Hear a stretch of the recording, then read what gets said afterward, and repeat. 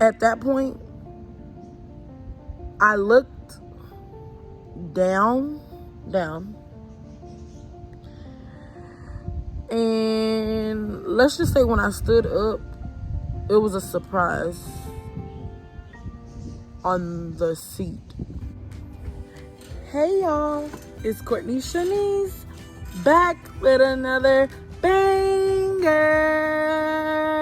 I'm sad. I gave her everything. She took my heart and left me. And y'all, I'm back. We are currently awaiting what storm is this? Hurricane Delta. We're not supposed to get it that bad out here in Houston. I don't even think we're supposed to. I'm actually like in Katy area, Cypress, so we're not really supposed to be getting it much at all. Just a few of the winds and stuff like that. But my family out here from Port Arthur, yeah, it's pretty bad in Port Arthur. So they said if you were to leave Port Arthur, you should have left already, but I don't know. I'm just happy my family is safe. So I'm back again. I know a lot of people was like, they were looking forward to hearing the rest of my miscarriage story, my story time. So I'm trying to see where I left off last. Oh, we went to the hospital and everything, and the not the nurse, the triage lady, she wasn't a nurse, secretary, the registrar lady was like rude to me, and how she was like, if you're gonna miscarry, I mean, it's gonna happen regardless. So yeah, like I said, that second miscarriage was just horrible, that experience. And then I had the cyst, and it went away with the birth control and everything. So I was just very blessed, y'all. Now, moving on to my third miscarriage. Now, I said I was 21 with the second miscarriage. I was 24 with the third miscarriage. So at 24, I was in, wait, no. Hold on. I'm trying to see. I was in nursing school, the beginning of nursing school. So this was 2016. Oh wait, I graduated in 2016. So 2014. Okay, so how old was I in 2014? It's 2020 right now, and I'm 32. So 2014, that was 6 years ago. 32 minus 6, I was 26. I was 26. So actually, my last two miscarriages, I was 26. Now, I know y'all thinking like, what do you mean your last two miscarriages, you was 26? Y'all, the worst. And I know I say like each one of my miscarriages was the worst, but that's just how I feel, y'all. Like, a miscarriage is not easy. It's hard. Like, it's hard on your body physically, but let alone mentally.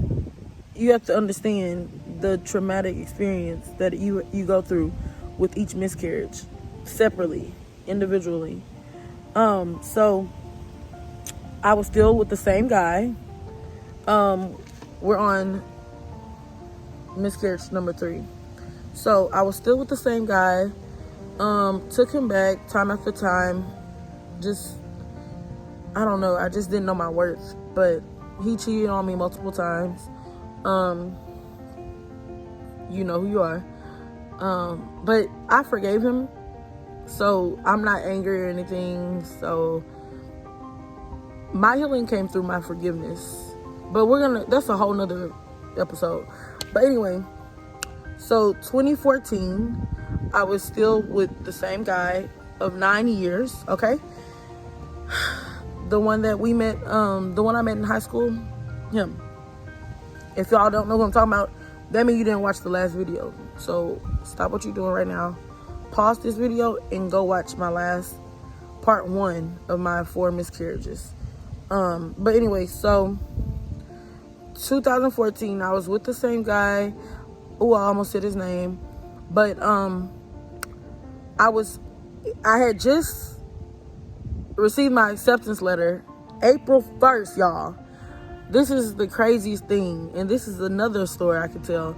But my nursing school, how I came into nursing, and how I received my acceptance letter to college. So April 1st, y'all, April Fool's Day, I received an email from the school that I had applied to for nursing school. Y'all, April Fool's Day, I thought this was an April Fool's joke, okay? So I saw that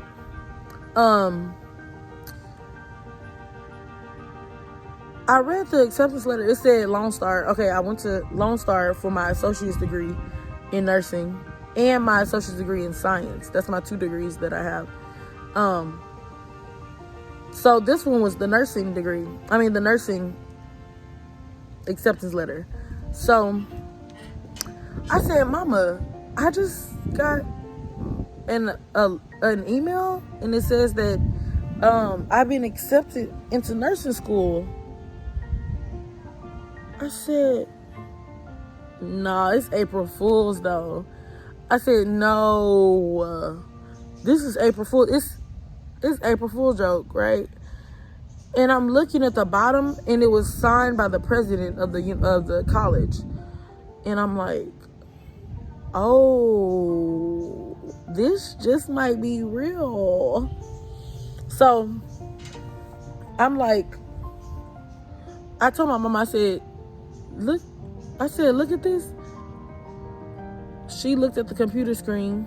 I looked at the computer screen. I'm like, did I just get into nursing school? She was like, you did? Oh my.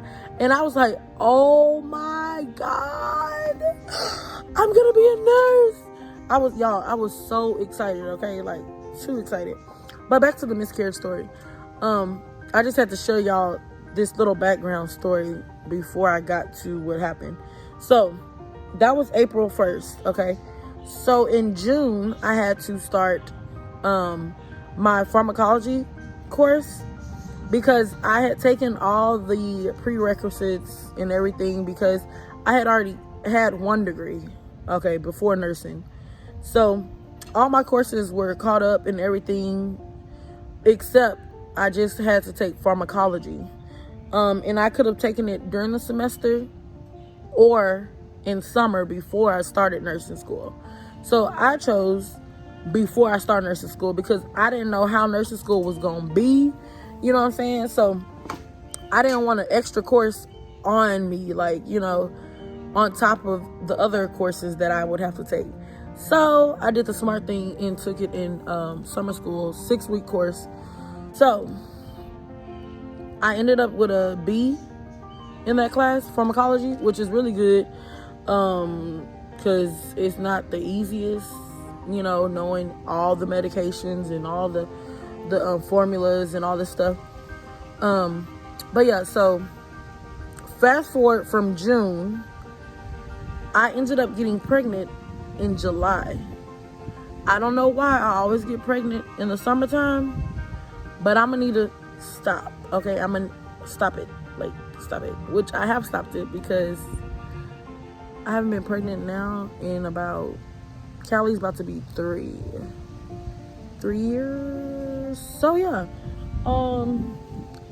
wrap it up. But yes, so I got pregnant in July. Me and the guy, we were just now working it out, getting back together. You know, I was like, I'm gonna forgive him for cheating. Y'all, and this is the craziest story, because it's crazy how people can live a double life, okay? I'm gonna just say that. And I'll tell y'all that story another time. Or maybe today. I might do 2 videos today. So nursing school, fast forward, nursing school started like August 26th or so. I ended up pregnant in July. So I ended up pregnant early July, okay? So the second week of nursing school, it's September 6th, September 5th, I don't know, but it was early September. I'm in my first clinical, y'all. If you don't know what a clinical is, it's pretty much when you go to the hospital setting and you learn in the hospital setting and you have patients. You know, it's just like as a nurse, you take care of patients, but you don't get paid for it. Okay, so pretty much I was there in my scrubs, you know, my stethoscope, you know, looking cute or whatever, working with the nurse, you know what I'm saying? She getting paid and I'm just getting my education, but I get paid now as a nurse. But yeah, so this is the first day of clinicals. I'm so excited, you know, to be just starting fresh, getting my education. And y'all, it wasn't even lunch yet. It wasn't even lunch. We had just started working with our patient. I was in the patient's room. I started getting lightheaded. I could not hear, like, it went muffled. And when I say that, it's like when you go underwater and you can hear people talking, but it's like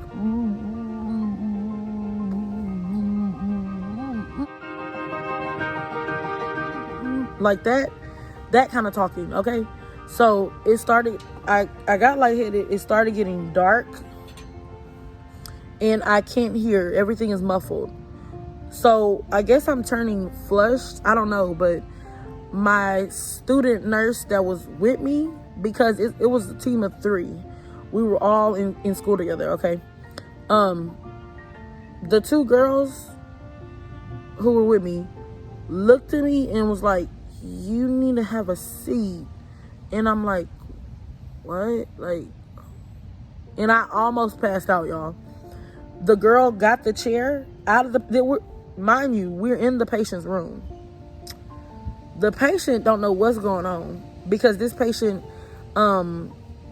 was not alert. Let me just say that. Not alert. Not aware of his surroundings and all that. So one of the girls took the chair, the patient's recliner, okay, scooted it, because it had wheels, scooted it behind my knees. So whenever I fell back, I landed in the chair. So I didn't fall out. I just fell into the chair, like quick seat, like, you know what I'm talking about?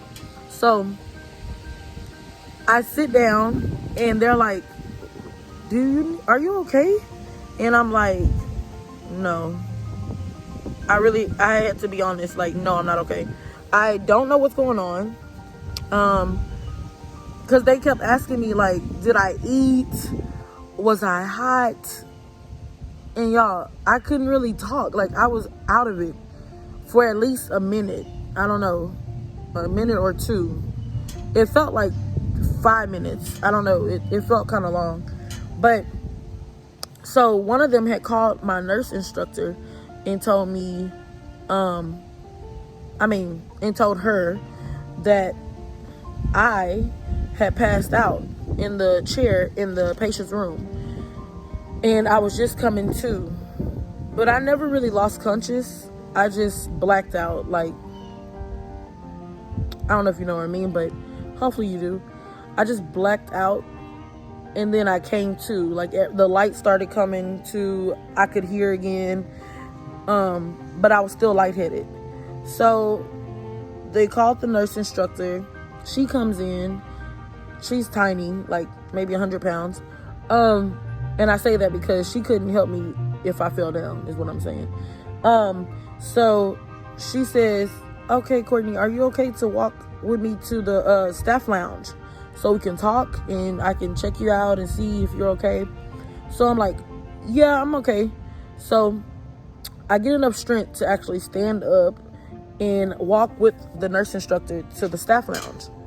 So y'all, we get to the staff lounge and she checks my vitals, like my blood pressure, my heart, my temperature, and my pulse, and my respirations, and my SpO2, which is the oxygen, your oxygen level.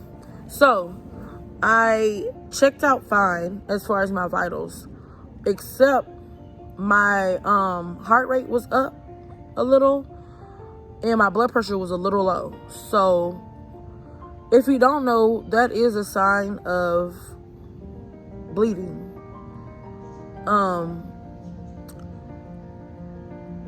At that point,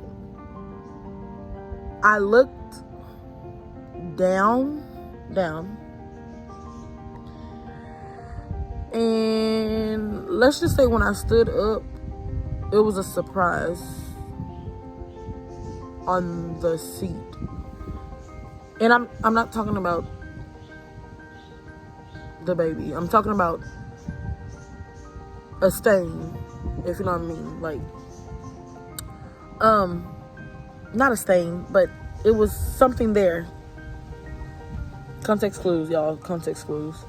So I head to the restroom, because I didn't even have time to talk to the nurse instructor. I'm just like, oh my God, like I'm freaking out, okay? She probably understood what was going on, or maybe she just thought I was on my menstrual cycle, but I wasn't. So I get to the restroom and I'm in pain, okay, guys? I'm weak and I'm in pain. I see on my pants what is not supposed to be on my pants. And yeah, I clean up myself, you know, I head back to the staff lounge where my instructor was to tell her, like, hey, I have to go home. I don't know what's going on. By this time, I realized what was going on. I was miscarrying. I did not know I was pregnant. But now, when I look down, I'm bleeding. Like, what? So let me tell y'all what she told me. The nurse instructor. She tells me, okay, so pretty much, Courtney, you have two options. Either go home and this will make you miss a day of clinicals, which, y'all, we could not miss any days of clinicals or we were kicked out of nursing school. So do you understand what that would have meant for me? I would be kicked out of nursing school. So she gave me that option, which she probably would have wanted me to take that option. Or she said I could stay and just monitor what was going on with me and still participate. And I'm like, y'all, this was not an easy decision, because I knew either way it goes, I'm still going to be losing a child. Do you understand? Mentally, I have to deal with my patients, but I'm also hurting deep down inside, like mentally, with what is going on with myself. So I'm like, wow, like this lady really just told me either stay in nursing school or miscarry. But you're gonna miscarry either way. So I'm just like, what the? It's just, that was the craziest. Like, I'm like, does she not care? Does she not have a heart? Because I know if I was a nurse instructor and I found out someone was miscarrying in my class, I would not fail them and count them absent as far as them getting kicked out of nursing school. No. Things happen. We are humans. And that's why I just couldn't believe she said that. Like, so if you know, then you know what I chose. Stay in nursing school. So I just, when I tell y'all, I got one of the pads out of the linen closet, and I made sure I did what I did. Like I was too determined to stay in nursing school. Okay, I said, okay, if I'm miscarrying, I'm going to miscarry. But I know with God, I will be okay. I will be all right. I will be all right. I can break down at home when I get done. But I'm not about to give up on my dream to become a nurse. I said, for my future children, and just for me, period, I'm not about to give up. So I stayed. I worked through. I was in pain, but I popped 2 ibuprofens and kept it pushing, y'all. Like, it was hard, but I had to do it, because I could tell, like, I could really tell how she was like, well, you can leave, but this day is gonna count against you, like, nothing I can do about it. And I'm just like, wow, you would love to see another black woman down, huh? Yeah, no, you're not gonna get this satisfaction for me, baby. Long story short, I went home after I got in bed. I took a hot shower, got in bed, and I just slept. I slept, y'all. I woke up at maybe like, it was early, middle of the night, like 2 a.m. I don't know. Did some homework. I'm trying to keep my mind off of what's really going on. So I literally miscarried the first day of nursing school. Not nursing school, nursing clinicals. And I'm just like, wow, another one, my third one. I just was like, y'all, I really was like, I'm never going to have kids. Like, I'm never going to be able to have kids. It's just sad. And none of my cousins, none of my family had experienced miscarriages. So it wasn't like it was something in the family that happened. Like, I know my great aunt, rest in peace, she would have been like 76 right now or something like that. She had a miscarriage, just one, but she had one. But that's the only person. Oh, and my grandmother, who passed away last year, rest in peace, she miscarried twins. But those are the only 2 people in my family that I know who had miscarriages. But none of my generation, like my cousins that's my age, nobody. So I was the first one to go through this. So I'm just like, why me? I'm questioning God, like, what did I do wrong? Why can't I have kids? Da da da da. Y'all, don't question God. It's all about his timing, okay, guys? Now, was I thinking about this when it was happening? No. But I had to look at it, like, afterwards, when it was done and over. I was just like, was I really ready for kids yet? You know what I'm saying? So I want to end it right there. That was my 3rd miscarriage. Very traumatic. Very traumatic, y'all.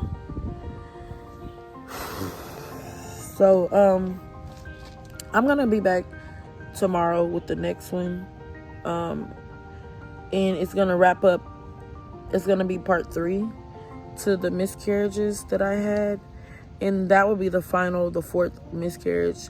And I will be doing my success story on part 4,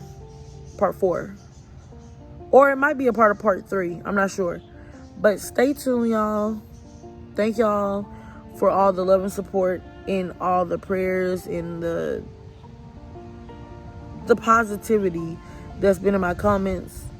I really appreciate it. And like I said, to all the women who have experienced a miscarriage, a loss, I am with you, and we are together. Okay, guys. Like, if you need prayer, if you need,